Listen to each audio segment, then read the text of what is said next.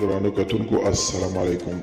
زه محمد سلمان همدرد د حق غږ پښتو چینل خبري لنډیز کې ستاسو کوربه اوس تاسو پام را اړوم د مهمو خبرونو لنډیز ته. افغانستان کې د اروپایي ټولنې ځانګړي استازي توماس نیکولسن د سولې مذاکراتي ټیم له مشر معصوم ستانکزي سره په کتنه کې د سولې په پروسه کې د سیمه ییزو هیوادونو پر رول خبرې کړې دي. نیکولسن د افغانستان د سولې په پروسه کې د ګاونډیو هیوادونو او سیمه ییز رول مهم او اغیزناک بللی دي.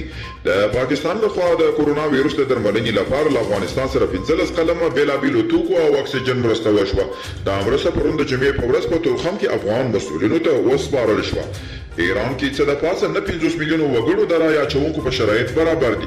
د تیرو ورځې د رایې اچونې یوه سروې ښیي چې ښایي په ایران کې د 14 ځل لپاره د 27 څخه تر 47 سلنه په شرایطو برابر کسان خپلې رایې کارولې وي.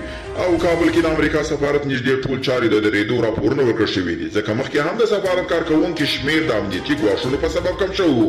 په کابل کې د امریکا سفارت شاه ظفیر راس ویلسن ویلي چې باید د وبا د خپراوي مخه ونیسو او یو بل خوندي کړو.